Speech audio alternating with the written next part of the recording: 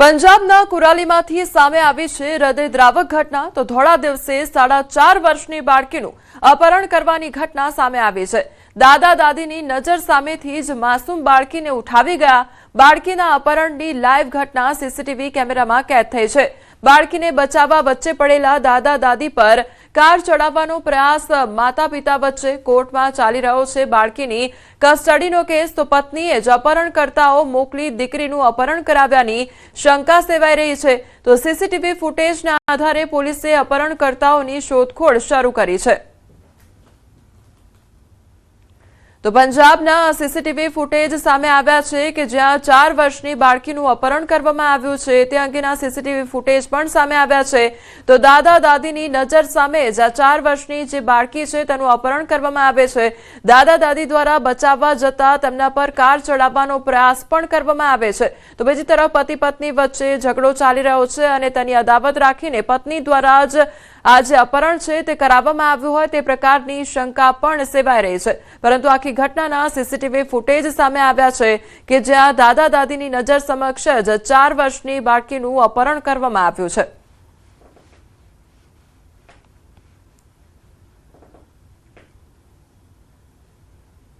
છોટાઉદેપુર જિલ્લામાં પેટ્રોલ ડીઝલની અછતની અફવાને કારણે બોડેલીના ચલામલી ગામે પેટ્રોલ અને ડીઝલ મેળવવા માટે ખેડૂતોની લાંબી કતારો જોવા મળી રહી છે। ચોમાસું નજીક હોવાથી ખેતીકામ અટકે નહીં તે માટે ખેડૂતો ટ્રેક્ટર અને કેરબા લઈને રાતભર પંપો પર ઉજાગરા કરવા મજબૂર બન્યા છે। ખેડૂતો એવો આક્ષેપ કરી રહ્યા છે કે પંપ પર જથ્થો હોવા છતાં મોટી ડીઝલ આપવામાં આવતું નથી અને તે પ્રકારના આક્ષેપો આજે ખેડૂતો છે તેમના દ્વારા કરવામાં આવી રહ્યા છે।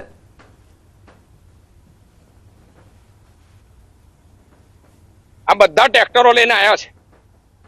10 લીટરના પૈસા માંડ ભેગા થઈને આવ્યા છે। હવે ધક્કો ખાવાનો અને એ લોકો આપે કેટલું 10 લીટર। અમે કઈ ધંધો થોડો કરવો છે। અને સરકારને હું તો કલેક્ટરને બી એવું કહું છું, અમને આરસી બુક લઈને બોલાવો, એક ટ્રેક્ટર દીઠ પર ડે અમને 20 લીટર આપો।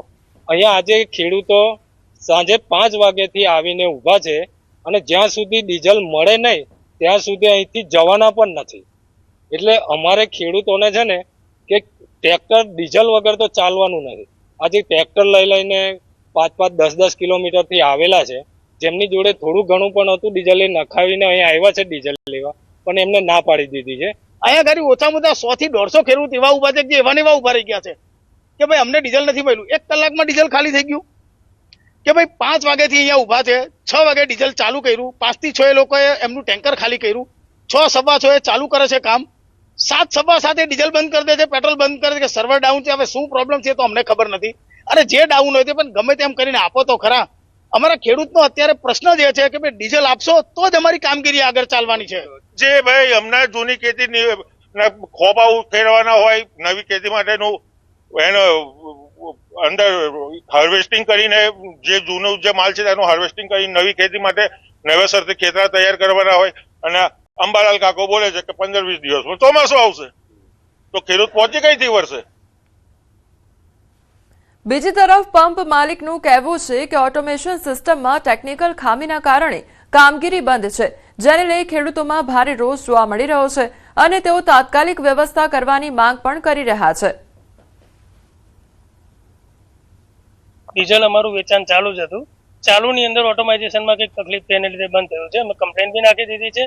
એન્જિનિયરે અમને કીધું ફોનમાં સમજાવવું થઈ શકે તો પોસિબલ હોય તો કરીએ, નહીં તો એન્જિનિયર સવારમાં આવવાનો છે રિપેર કરવા માટે। ના, અહીંયા અમારી પાસે કોઈ લીઝ માલિકનો કોઈ નથી, ખેડૂતોને જ આપવા માટે અમે પંપ ખોલેલો છે। ખેડૂતોને અમે અહીંયા લાઈન પાડીને બધાને વ્યવસ્થિત રીતે આપીએ જ છે। આગળ જે વેચાણ થયું બધું એમાં તમે જોઈ શકો 80 થી 90% ખેડૂતોને જ આપેલું છે। સૌરાષ્ટ્રના અનેક ગામડાઓમાં ખાતરની અછત ખેડૂતો માટે માથાનો દુખાવો સમાન બની છે। ચોમાસા પહેલા જ ખેડૂતો ખાતર માટે ભટકી રહ્યા છે। ત્રંબા સહકારી મંડળીમાં ખાતર આવ્યાની જાણ થતાં જ ખેડૂતો ટ્રેક્ટર, રિક્ષા અને અન્ય વાહનો લઈને પહોંચી ગયા હતા। તો મંડળી બહાર વાહનોની લાંબી કતારો પણ જોવા મળી હતી। 42 ડિગ્રી ગરમીમાં ખેડૂતો ખાતરની થેલીઓ ખભે ઉચકી પરેશાન થતા નજરે પડ્યા હતા। ખેડૂતોનું કહેવું છે કે જરૂરિયાત પ્રમાણે ખાતર મળતું નથી।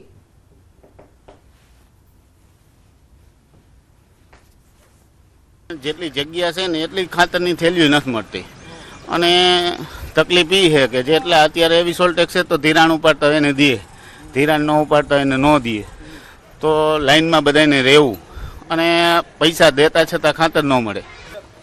ફૂલ અછત છે અત્યારે, ખાતર મળતું જ નથી. અહીંયા ઘણો ટાઈમથી ગાડી આવી આ મંડીમાં, ફૂલ હેરાનગતિ. આ જો અત્યારે કેટલા ખેડૂ આવી ગયા છે. ખાતરની તકલીફ તો પૂરેપૂરી છે ખેડૂતને, ખરેખરની છે. ખાતર દેતા જ નથી, આવતું નથી ખાતર. એને શું કરવું? હાલત ખેડૂતની તો બીજી ભાતની હાલત છે. ખેડૂતને તો અધોગતિ છે ખરેખરની. તો ખેડૂતોનો આક્ષેપ છે કે લાંબી રાહ જોયા બાદ પણ પૂરતા પ્રમાણમાં ખાતર મળતું નથી. ખેડૂતો હાલ ખેતરમાં ખાતર નાખવાની તૈયારીમાં છે, પરંતુ અછતના કારણે મુશ્કેલી વધી રહી છે. ચોમાસાની સિઝન શરૂ થાય એ પહેલા જ ખેડૂતોની મુશ્કેલી શરૂ થઈ ગઈ છે. અત્યારે જે ખાતર વાવવાનો સમય છે એવા સમયે જ અત્યારે ખેતરો છે તે ખેતરોમાં ખાતર જોવા નથી મળી રહ્યું. ખેડૂતોને પૂરતું ખાતર ન મળતા જે ખેતી કામ છે તે ક્યાંક અટવાયું છે. ખેડૂતોને કેવી મુશ્કેલી પડી રહી છે આપણે ખેડૂતો પાસેથી ને જાણવાનો પ્રયાસ કરીશું. શું કહેશો અત્યારે ખાતર વગર કેવી તકલીફ, શું સમસ્યા? ખાતર અમને 6 થેલી જે મળવું જોઈએ એ જગ્યાએ ત્રણ થેલી આપે છે, તો એમાં અમારું કાંઈ થતું નથી ને અમારે પૂરતું પ્રમાણમાં ખાતર મળતું નથી. અત્યારે પરિસ્થિતિ એવી છે કે આધાર કાર્ડ માગે, એકવાર આધાર કાર્ડ ઉપર લેવા, બીજી વાર એમ કે હવે તમને નહીં મળે, તમને આપી દીધું છે. કે ખાતર નથી આવ્યું અને અત્યારે બધે બાટે છે, પણ એમાં ખાતરની બહુ અછત છે. કોઈ કપાસ વાવવો, મગફળી વાવવી, અત્યારે એ સિઝન છે. કેટલા દિવસે ખાતર મળી? ગાડી આવી લગભગ 3-4 મહિનાથી ગાડી આવી છે બરોબર. હવે એમાં ખાતર આપતા જ નથી. અત્યારે જો સમયસર ખાતર ન મળે તો આવતા દિવસોમાં ચોક્કસથી તેમના ઉત્પાદનમાં પણ તેમને સમસ્યાનો સામનો કરવો પડી શકે છે. હાર્દિક જોશી, ન્યૂઝ 18 ગુજરાતી, રાજકોટ. તો હાલ ગોડાઉનમાં મર્યાદિત જથ્થામાં ખાતર છે. ખેડૂતોની માંગ વધારે છે, પરંતુ પુરવઠો ઓછો હોવાથી ખેડૂતો મુશ્કેલીમાં મુકાઈ ગયા છે. ખેડૂતો માટે ખાતર, બિયારણ અને સમયસર વરસાદ ખૂબ મહત્વના હોય છે, પરંતુ ચોમાસા પહેલા જ ખાતરની અછતને કારણે ખેડૂતો ચિંતામાં મુકાઈ ગયા છે. હાલ રાજકોટ સહિત સૌરાષ્ટ્રભરમાં NP DAP ખાતરની અછત જોવા મળી રહી છે.